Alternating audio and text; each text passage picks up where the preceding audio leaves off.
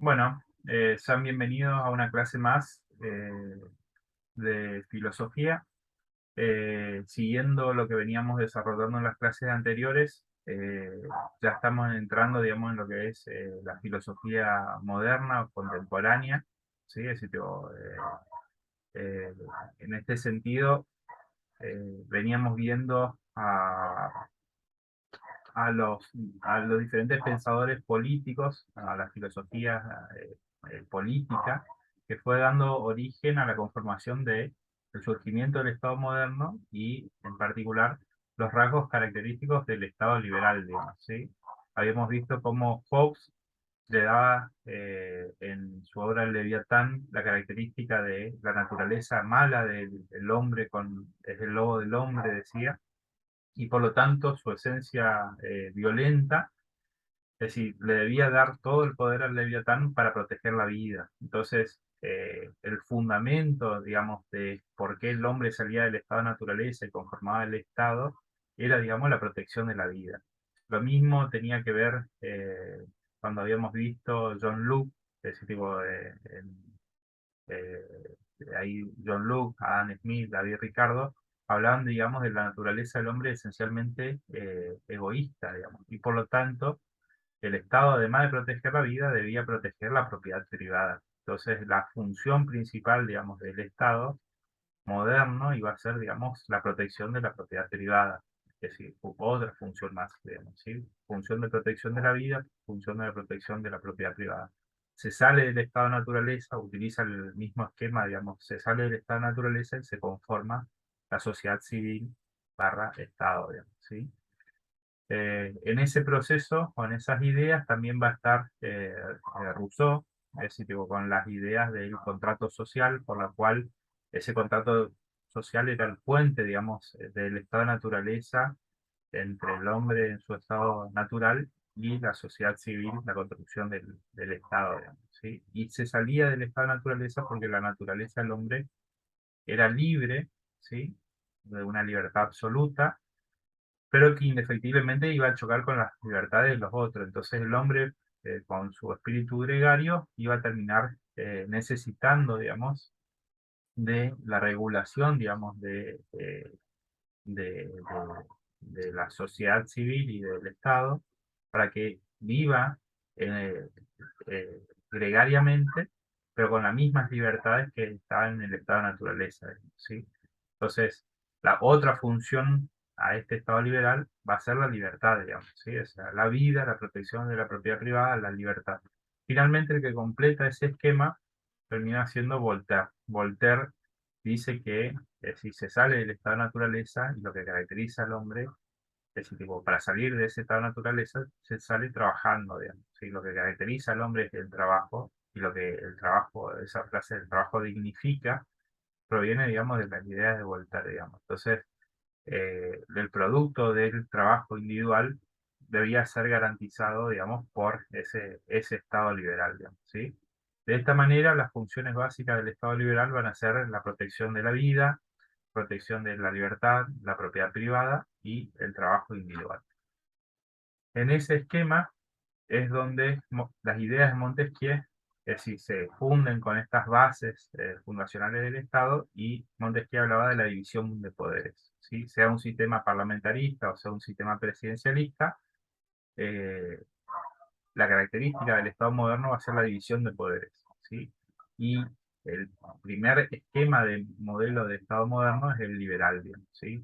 Eso se va a implementar en la Constitución de Alberdi de 1853 y va a generar, digamos, el marco jurídico liberal en el cual se desarrolla Argentina digo, hasta la llegada, digamos, eh, eh, de Perón en 1945, donde se va a desarrollar un estado de bienestar, digamos, ¿sí? El esquema del estado de bienestar va a darle en el mundo, digamos, es decir, nuevas funciones al Estado, ¿sí? Es decir, tipo, ¿por qué? Porque esas funciones individualistas, es decir, no alcanzan. ¿Qué pasaba, digamos? Es decir, tipo, el que tenía mayor capital explotaba a aquel que no tenía nada, digamos, ¿sí? Entonces, es decir, la concentración de la riqueza, es decir, esas advertencias que hacía Marx, es decir, tipo, en la cual, es decir, tipo, la acumulación iba a ir sobreacumulándose, iba a llegar a un punto donde es decir, tipo, las brechas entre ricos y pobres iba a ser tan extrema que se iba a producir la revolución del proletariado. Eso no pasa, digamos, porque justamente el estado de bienestar descomprime, garantizando una vida digna, ¿sí? A estos estados modernos, eh, con división de poderes, pero ese tipo, económicamente, ese tipo, concentrando mucho la riqueza. Entonces, el estado de bienestar garantiza el acceso a la salud, el acceso a la educación, el acceso a la vivienda y el acceso a la seguridad social, digamos, ¿sí? El acceso a la seguridad y sobre todo a la seguridad social.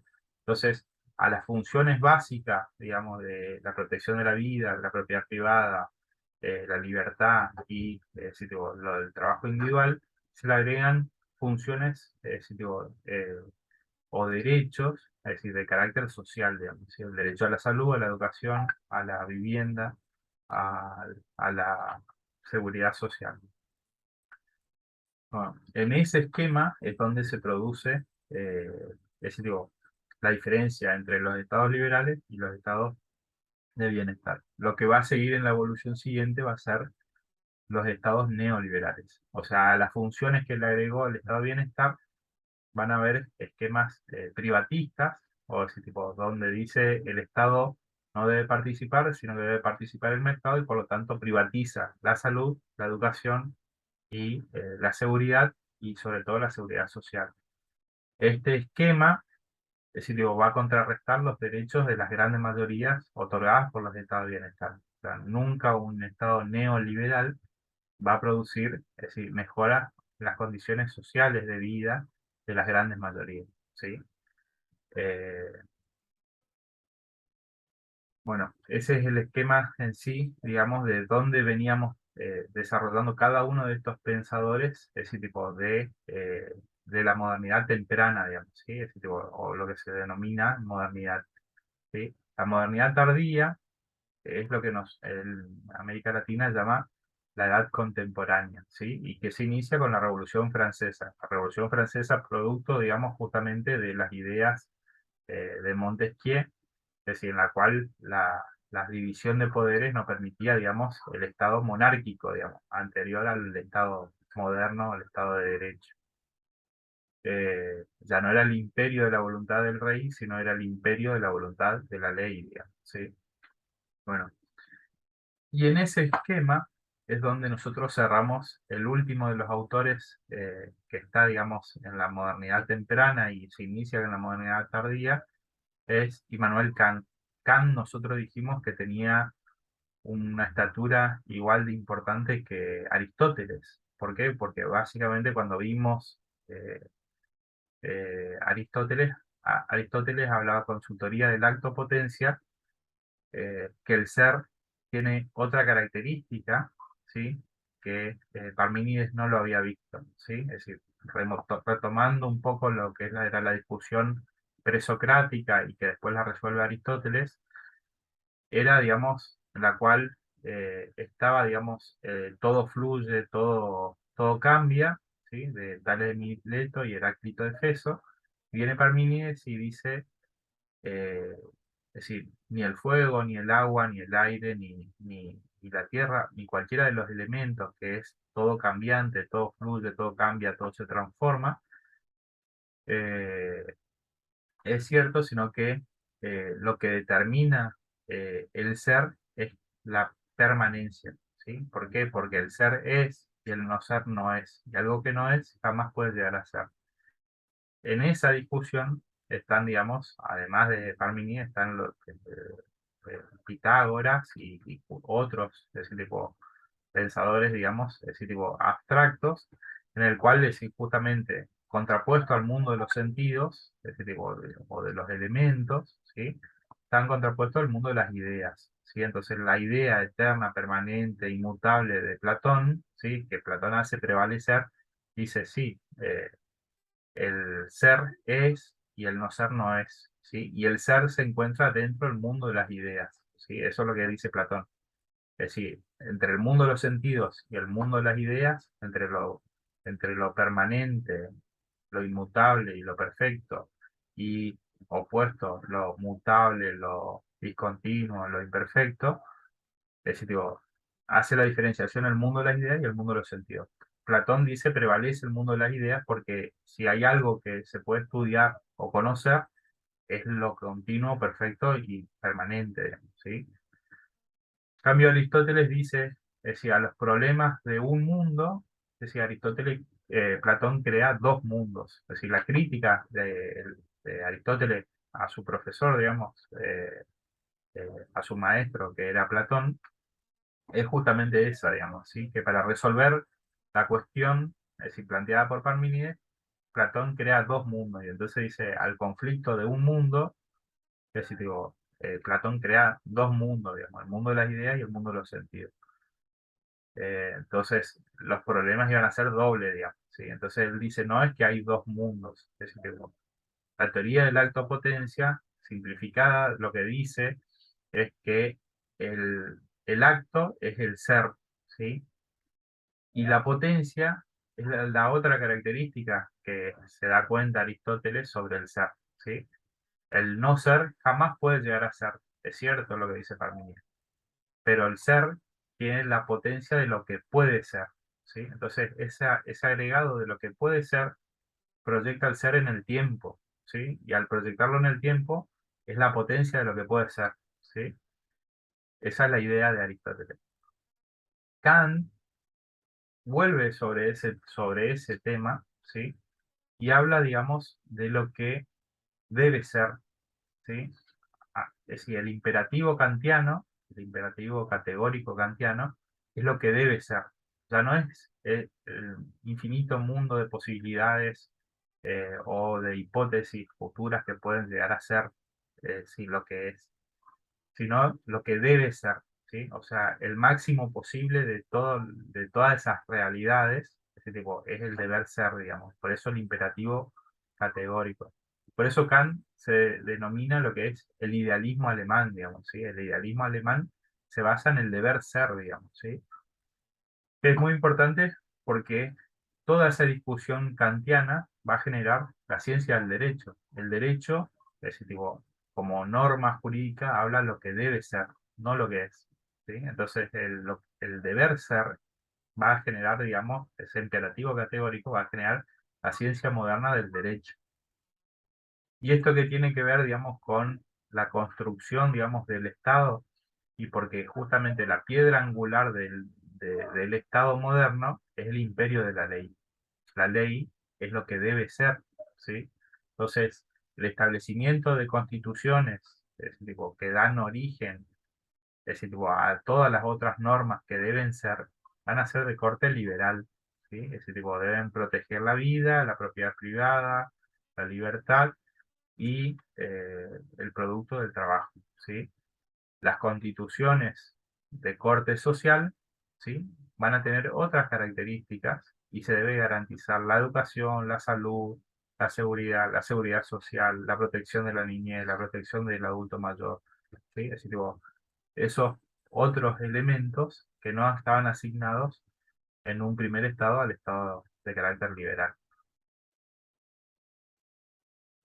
Eso esa introducción de Kant, ¿sí? Es decir, tipo, lo pone en la misma categoría que Aristóteles, ¿no? ¿Sí? Esto en filosofía no es una cuestión menor, ¿sí? Es decir, comparar a Hobbes con Aristóteles es una falta de respeto a Aristóteles, digamos, ¿sí? Comparar a cualquier otro filósofo, es decir, tipo, con Aristóteles es en cierta medida una falta de respeto, digamos, ¿sí? ¿Por qué? Porque básicamente él construye el organón, que es el sistema de la lógica formal aristotélica, ¿sí? En el cual establece un sistema de premisas, premisa mayor, premisa menor, y conclusiones verdaderas o falsas, ¿sí? De acuerdo a la organización que se establezcan estas premisas, y así como la concibió Aristóteles, se mantiene al día de hoy. Es decir, la lógica formal, ¿sí? Se mantiene con las mismas reglas, digamos, ¿sí? Eso no se da en ningún otro ciencia o decir, tipo, siempre hay alguien que le está agregando cosas nuevas. Bueno, eso no. El pensamiento aristotélico es muy, muy profundo, es muy fuerte y marca mucho el pensamiento occidental, digamos. Y el pensamiento de Kant es igual de importante, igual de categórico, igual de fuerte, digamos, ¿sí? Dentro de otros elementos que habla Kant, Kant también habla, digamos, que el conocimiento construye al tiempo y al espacio, digamos, ¿sí? Que el tiempo y el espacio son formas de conocimiento, digamos, ¿sí? Esto es muy importante, sobre todo, digamos, eh, en los tiempos de Internet, digamos, ¿sí? Es decir, tipo, eh, Facebook, Twitter, Instagram, poniendo un día como hoy, construyen un tiempo disruptivo, ¿sí? ¿Por qué? Porque la humanidad, a través del acto potencia de Aristóteles, siempre hizo el análisis de causa-efecto, es decir, causa-efecto, es decir, tipo, así sea, digamos, para cualquier tipo de explicación, digamos, ¿sí? El tiempo disruptivo no, digamos, ¿sí? Un día como hoy, es tipo, te muestra una foto de cuando compraste un perro, de cuando se te rompió un jarrón, de cuando se te murió un familiar directo, digamos, un papá, una mamá. eh, y entonces, en ese sentido, pone dentro de un cuadro como que si fuera exactamente lo mismo, digamos, ¿sí? Es decir, tipo, uno ve la foto y uno le lleva, digamos, es decir, tipo, a cuando compró el perro, cuando compró si se le rompió el jarrón o cuando se le murió el familiar directo, ¿sí? Y ese tipo, y lo coloca en una misma categoría, sin explicar causas y consecuencias, ¿sí? Eh, y eso es el tiempo disruptivo. Y en lo espacial también, es decir, tipo, la trama espacial, es decir, tipo, hay formas de ver al espacio como una unidad, otro es como un tejido social o una red de relaciones en el espacio, y otro es el espacio virtual, ¿sí? Esta clase, es, digo, podrían ustedes estar, digamos, es decir, uno en Japón, otro en China, y es tipo, con que hablemos el mismo idioma, vamos a estar entendiéndonos, ¿sí? Pero estamos desanclados del espacio donde estamos. Entonces, el que yo le esté hablando de la problemática, es decir, que está en mi alrededor, es decir, tipo, le es indistinto, ¿sí? Si está desanclado al espacio, digamos, ¿sí? Por suerte esto no pasa, y digo, bueno, ahora cuando lo suba a internet, sí, sí, pero es decir, tipo, eh, el tema es justamente eso, digamos, ¿sí? La ruptura del tiempo y la ruptura del espacio con internet no es una cuestión menor. Y refuerza este pensamiento kantiano con que el tiempo y el espacio son formas de conocimiento, ¿sí? Nosotros siempre decimos el poder hace al conocimiento, el conocimiento hace al poder. No por nada, ¿sí? Se trata de desanclar a las personas de su espacio y se trata de no explicar causas y efectos, ese tipo de, de su vida, su desarrollo, su forma de entender, digamos, ¿sí? Eh, bueno, cerrando un poco Kant, Kant escribe, digamos, crítica de la razón pura, crítica del pragmatismo y crítica del juicio, digamos, ¿sí? O sea, en esos libros, ¿sí? También va, es decir, esto que siempre venimos viendo en todas las clases, es decir, digo, que ya lo analizábamos desde los presocráticos, digamos, ¿sí? El mundo de las ideas, el mundo de los sentidos, es decir, digo, eh, es decir, digo, lo permanente y lo mutable, lo imperfecto y lo perfecto, ciudad de Dios, ciudad terrena, con San Agustín, es decir, digo, el, el ángel y el diablo, digamos, con Santo Tomás, lo pragmático de Maquiavelo y lo utópico de Tomás Moro, que escribe Utopía. Eh, y así vamos a ir viendo, digamos, ese entramado, digamos, del mundo de las ideas y el mundo de los sentidos, ¿sí? Y acá vemos, es decir, tipo, en crítica de la razón pura, es decir, tipo, justamente, es decir, lo abstracto, ¿sí? En crítica del pragmatismo, es decir, tipo, lo concreto, digamos, ¿sí? Y en crítica del juicio, ahí incorpora el elemento de la subjetividad, de lo que uno cree, ¿sí? Es decir, tipo, también tiene que ver, es decir, tipo, eso, digamos, ¿sí? Más allá de que Kant desarrolla otros elementos y que es muy, muy profundo, el pensamiento de Kant es el último que, es decir, tipo, se habla de la filosofía trascendental. ¿Qué significa esto? Digamos, de que es el último que ve, digamos, en este mundo de las ideas, el mundo de los sentidos, lo último que ve al hombre en su completitud, en lo material y lo espiritual. ¿Por qué? Porque la discusión posterior se va a centrar sobre la materialidad del hombre y no sobre la espiritualidad, lo metafísico o lo trascendental. Kant habla de la metafísica trascendental. Todo lo que uno hace trasciende, es decir, tipo, a la actividad individual de uno, digamos, ¿sí? Es decir, tipo, uno, es decir, tipo, con su actuar afecta a su entorno y a su alrededor, digamos, ¿sí? Entonces, el hombre como sujeto trascendental es un hombre, es decir, integrado por materia y espíritu, digamos, ¿sí? Por lo material y lo trascendental, lo metafísico, lo espiritual, ¿sí? Eh, esto es importante entenderlo, ¿por qué? Porque después del pensamiento de Kant viene el pensamiento de Hegel, y Hegel dice, el hombre es un sujeto histórico, ¿sí? El hombre no es ni bueno ni malo, es decir, digo, no es ni egoísta, ni, es decir, digo, ¿cuál es la naturaleza del hombre? Se preguntaba, digamos, Hobbes, Locke, Rousseau, Voltaire, es decir, digo, ¿cuál es la naturaleza del hombre? ¿Qué es lo que hace al hombre hombre? ¿Sí? Como especie, ¿sí? Y y viene Kant y dice, digamos, el hombre es un sujeto trascendental, que trasciende su individualidad, ¿sí? Y por eso es que vive en comunidad. Y viene Hegel, y Hegel dice, el hombre es un sujeto histórico. Es decir, tipo, no es ni bueno ni malo, sino que se debe, es decir, tipo, a un proceso, es decir, tipo, individual, colectivo, es decir, en su historia, digamos, ¿sí?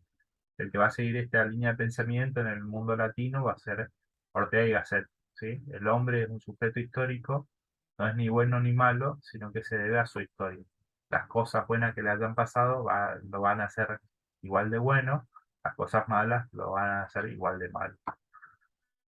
Más allá de eso, el pensamiento hegeliano es muy importante, ¿por qué? Porque él va a hablar de la dialéctica histórica. ¿Qué significa la dialéctica histórica y cómo se construye ese tipo, la historia, digamos, y a través de un proceso evolutivo, explicaba, ¿sí? En ese sentido, la dialéctica tiene que ver con esa teoría del acto potencia, lo que puede llegar a ser, ¿sí? La dialéctica se conforma por tres partes, ¿sí? Un primer momento que es un momento de tesis, ¿sí? En el cual está, digamos, descrita una situación, o un segundo momento que es de antítesis, opuesta a ese primer momento, y finalmente un momento de síntesis, que es el resultado del primero y el segundo.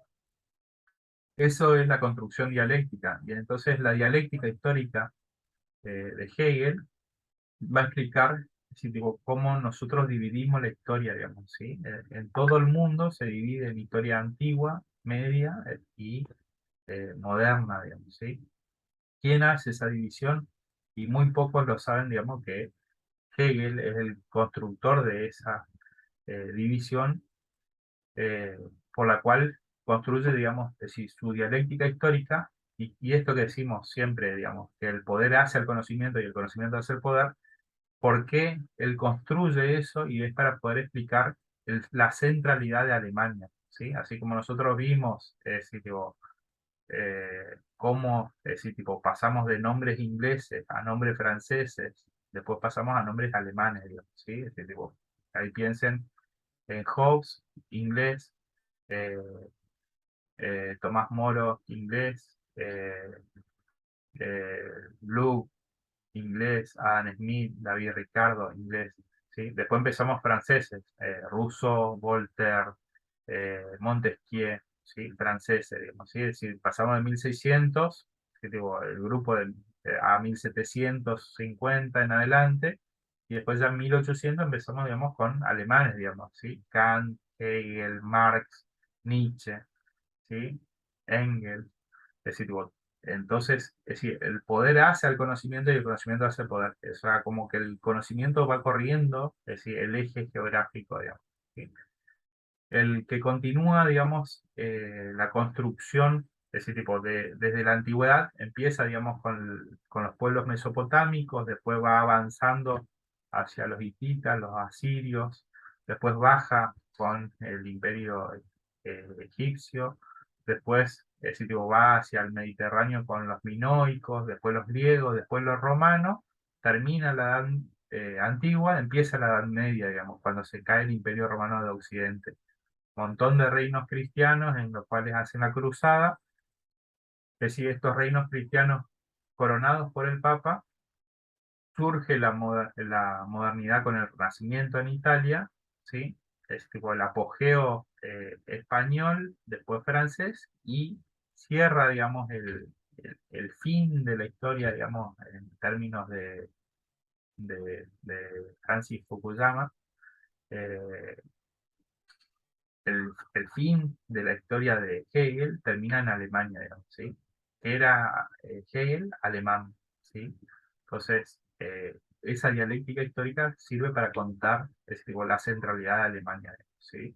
Entonces, el hombre es un sujeto histórico y la historia hace que Alemania sea el centro de la historia.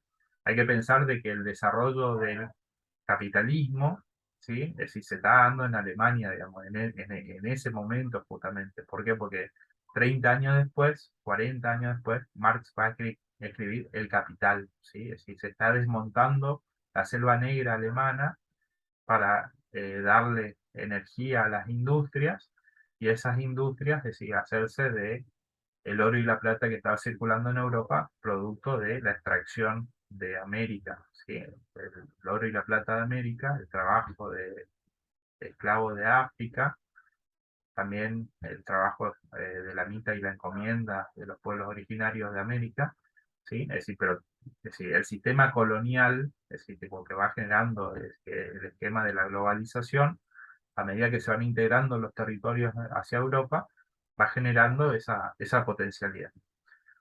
Bueno, Hegel coloca a Alemania en el centro de la historia y el que sigue digo, es Marx. Marx ve y critica, digamos, es decir, lo que ve, la acumulación del capital, pero la acumulación del capital desmedida, digamos, ¿sí? El trabajador sin ningún tipo de derechos, trabajando 12 horas, 16 horas, es decir, niños, mujeres, digo, eh, en condiciones deplorables y es decir, digo, totalmente insalubre. El hacinamiento, digamos, en las ciudades alemanas, digamos.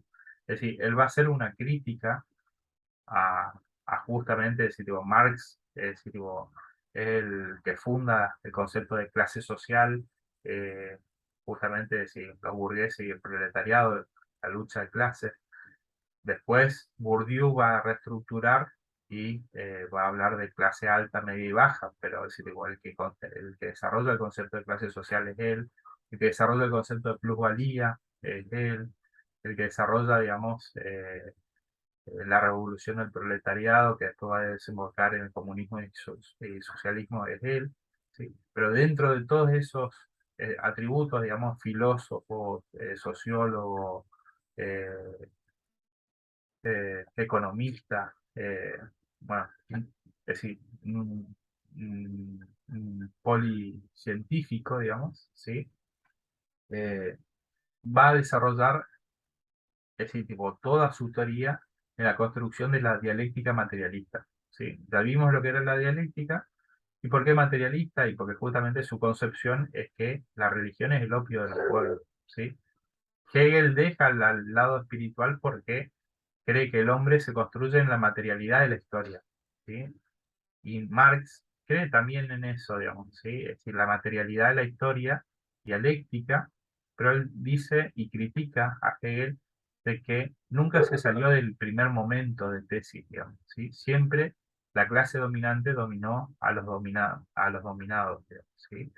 En la antigüedad, los patricios dominaban, digamos, a eh, si en Roma estaban los patricios, es decir, digo, y es decir, digo, el plebeyo, digamos, ¿sí? Es decir, digo, el ciudadano es decir, digo, que no tenía, o los esclavos, digamos, ¿sí? Después en la época feudal, el señor feudal y el feudo, digamos, ¿sí? y después los burgueses y el proletariado, el industrial y el trabajador. Bueno, así, tipo, ese primer momento, así, tipo, la clase que obtenía los medios de producción de la riqueza y por lo tanto la acumulación de la misma, es decir, nunca se produjo la revolución del proletariado, que era el momento de antítesis, digamos, donde los trabajadores, los tipo, esclavos, el feudo, se revela y toma esos medios de producción. Pero lo que él decía, digamos, justamente es decir, tipo, la revolución proletariado iba a provocar un momento de antítesis, opuestas a esta dominación, digamos, de la clase dominante hacia la dominante. Para eso desarrolla un montón de otros conceptos que no vienen al caso, la estructura, la superestructura, el concepto de hegemonía. Bueno, pero es decir, ese momento de antítesis no era para siempre, sino